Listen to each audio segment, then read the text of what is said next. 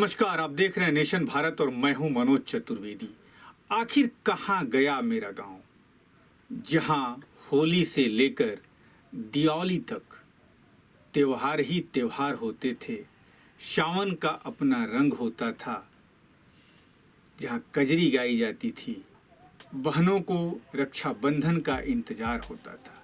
जी हाँ, कहाँ गया वो मेरा गांव।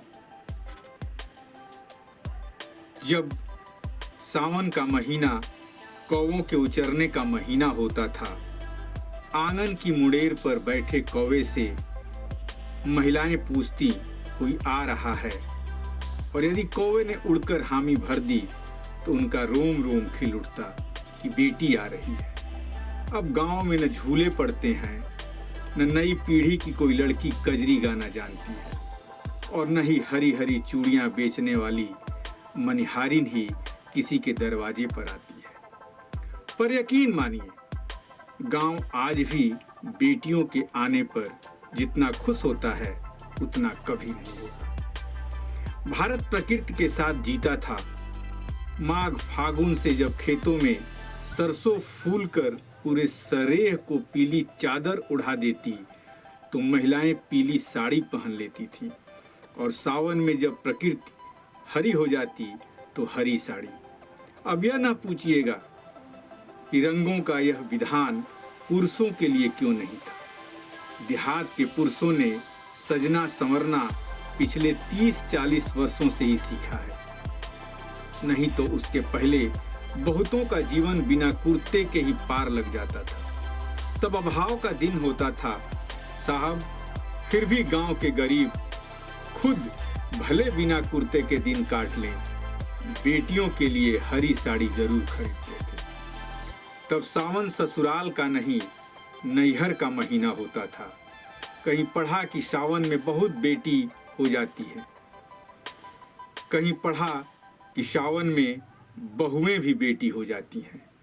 असल में सारी बहुएं अपने अपने नैहर जाकर बेटी बन जाती थीं। गांव में कोई बहू बसती ही नहीं थी। सावन चढ़ते ही नैहर गई।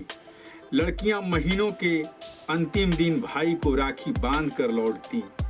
यह भारत का प्राकृतिक रेन वेकेशन था। फिर गांव के बेकार लोग काम वाले हो गए। अपने घर में काम करना बेकारी और दूसरों के घर में बर्तन धोना प्रोफेशन कहलाने लगा। बेटियों का सावन में नैहर आना छूट गया।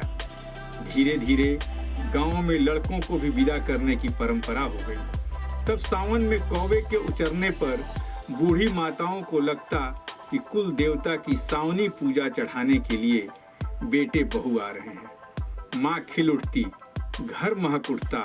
फिर धीरे धीरे लड़कों ने सावनी पूजा में भी आना छोड़ दिया। अब तो नए लड़कों को यह पता तक नहीं होता कि उनके कुल देवता कौन है। बेटे बेटियों ने आना छोड़ दिया तो धीरे धीरे महिलाओं ने कागों को उचराना छोड़ दिया, और कागों ने आंगन की मुड़ेर पर बैठना छोड़ दिया। पर गांव इतनी आसानी से हार नहीं मानता। वह एक परंपरा के मरने पर दूसरी परंपरा गढ़ लेता है। सावन में हरा न सही, भगवा सही, कजरी न सही, बोल बम ही सही।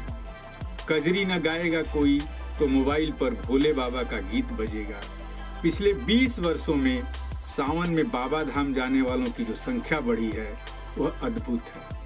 पहले गांव में कोई एक जाता था, अब हर घर से कोई न कोई जाता है। तुलसी बाबा अयोध्या के राम जन्मभूमि को अपना घर बताते थे। कहते थे राम पिता हैं तो उन्हीं का घर न मेरा घर हुआ। अब भोले बाबा भी तो बाबा हैं, उनका घर भी तो अपना घर हुआ।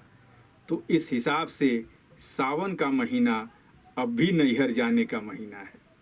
दुनिया कितनी भी बदल जाए, गांव किसी भी तरह अपना रंग जमा ही लेंगे। इस साल वह भी बंद है, कोई बात नहीं। असो गांव की किसी बूढ़ी से कजरी सुनने को नहीं मिलेगा।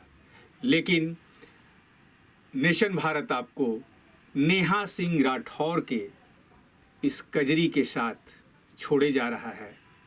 आप भी सुनिए, और इस कोरोना काल में इस कजरी को सुन सुन के ही मज़ा लीजिए कि बेटियां गांव आ गई हैं।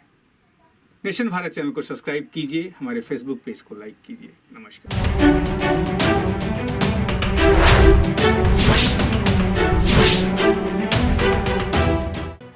लेटेस्ट खबरों से जुड़े रहने के लिए हमारे चैनल नेशन भारत को सब्सक्राइब करें और बेल आइकन को दबाएं ताकि कोई खबर छूट न पाए।